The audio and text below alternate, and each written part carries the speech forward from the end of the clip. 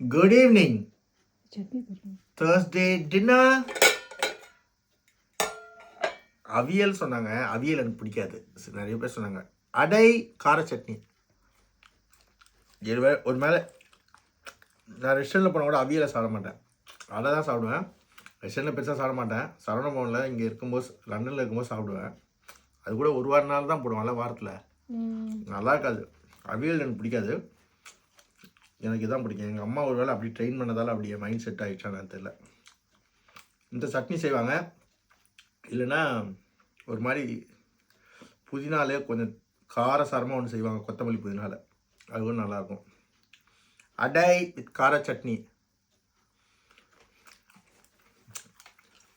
நிறைய பேர் சொல்லியிருக்கீங்க, நீங்கள் அந்த வீடியோ போடுங்க. நான் சில்ட்ரன்ஸை பற்றி 2 எபிசோடாக போடுறேன். ஏன்னா ஒன்றுத்துலேயே எல்லாத்தையும் சொல்ல முடியாது.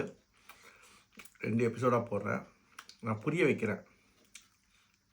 அப்போ உங்களுக்கு ஒரு ஐடியா வரும். குழந்தைங்க எவ்வளோ முக்கியன்ற ஐடியா வரும். படிப்பு முக்கியம்.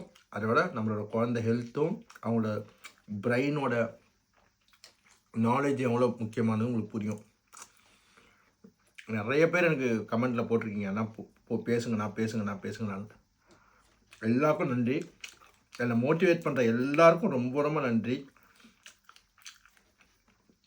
நீங்கள் போடுற கமெண்ட் மூலிமா நான் என்னோடய உறவுகளை பற்றியும் அவங்கள பற்றி தான் யோசிக்க ஆரம்பிக்கிறேன். இப்போது இதெல்லாம் நான் யோசிக்கவே மாட்டேன். நான் வேறு உலகத்தில் வாழ்வேன்.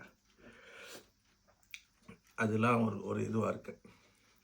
எனிவே, நல்லா சாப்பிடுங்க, நல்லா இருங்க, ஹாப்பியாக செலிப்ரேட் பண்ணுங்கள் வாழ்க்கையை.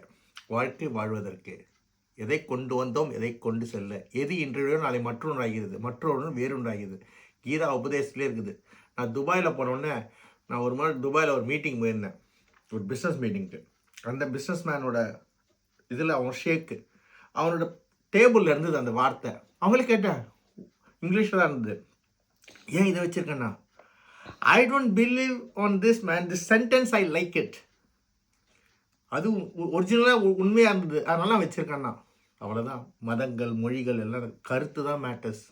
நல்ல விஷயங்களை சொன்னால் யார் சொன்னாலும் ஏற்றுக்கணும். எந்த மதம், மொழி அதெல்லாம் நம்மளுக்காக ஏற்படுத்திக்கிட்டது. எல்லாமே ஒன்று தான். மனுஷன் பிறவியாக பிறந்தா மனுஷனாக பிறந்தா போதும். Thank you Kannamma for your kind thing. God bless யூடா.